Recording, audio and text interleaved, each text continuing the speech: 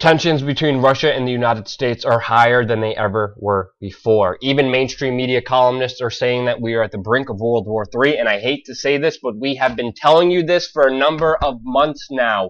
Even in great details days before the Turkish attack on Russia, we have told you that this was going to happen and spark off this proxy war into a hot war between these two global superpowers, and yet there was not a mention of this in the mainstream media. But if you've been watching our channel, we have been giving you the full spectrum, the full picture, like we will in this video about the latest updates between these two major superpowers facing off against each other.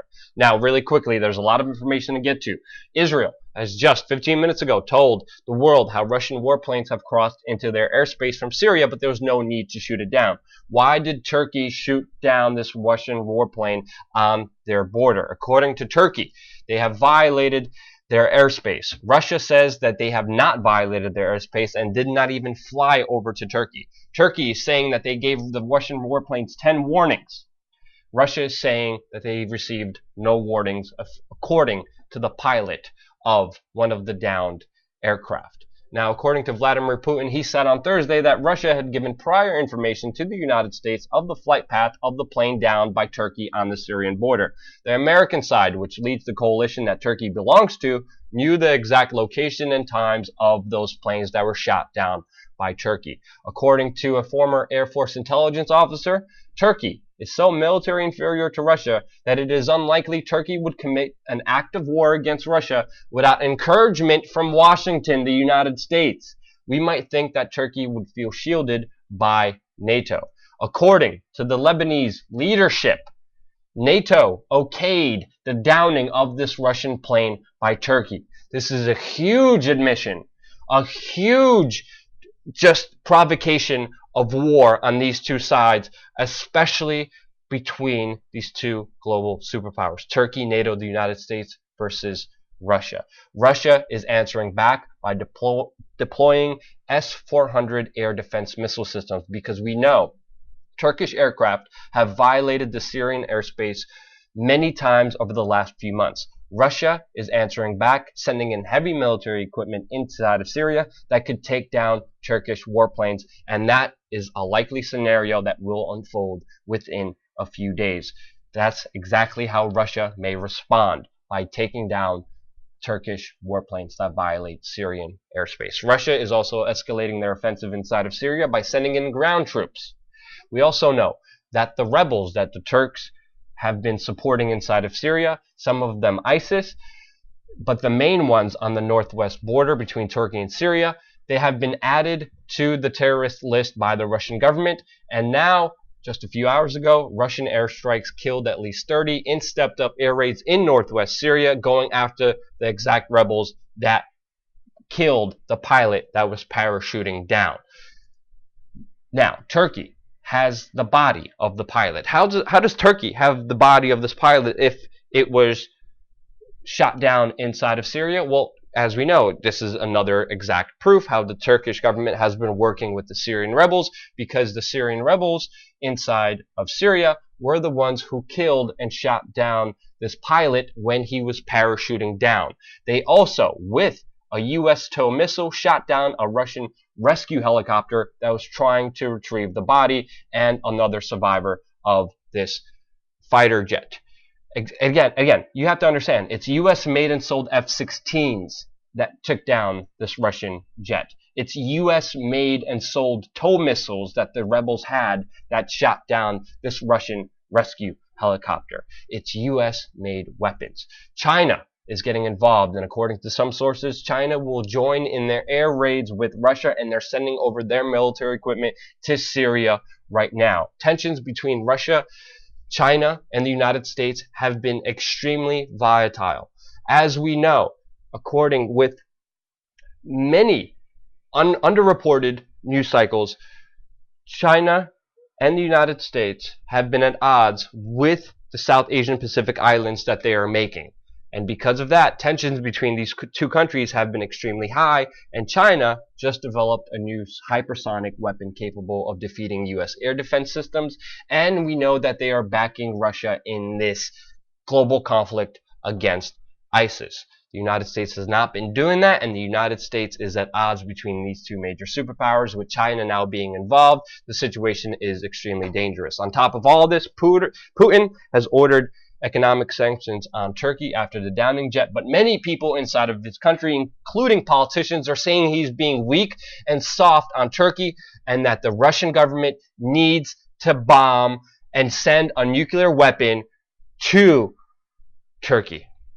This is extremely, extremely dangerous. Russian politicians are calling for all-out nuclear war with a NATO-backed country, Turkey, as we're speaking right now.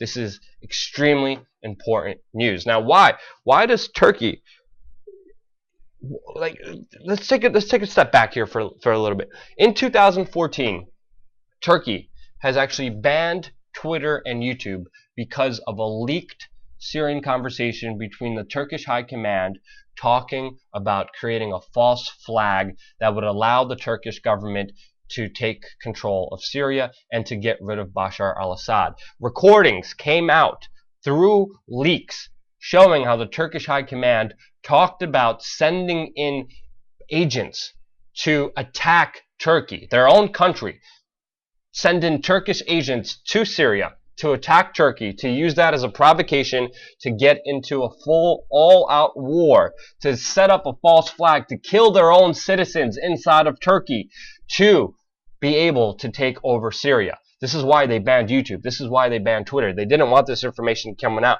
It came out in 2014. Now, why does Turkey want control of Syria? Now, as we know, according to WikiLeaks revelations of the U.S. State Department leaks, it shows plans to destabilize Syria and overthrow the Syrian government as early as 2006. This was 9 years ago. The leaks revealed that these plans were given to the United States directly from the Israeli government and would be formulated through instigation, civil strife, and sectarian violence through partnership with nations like Saudi Arabia, Turkey, Qatar, and even Egypt to break down the power structure in Syria to weaken Iran and Hezbollah. Now, why would the United States and its allies in the region also want to get rid of Assad, to destabilize Syria, to take over Syria?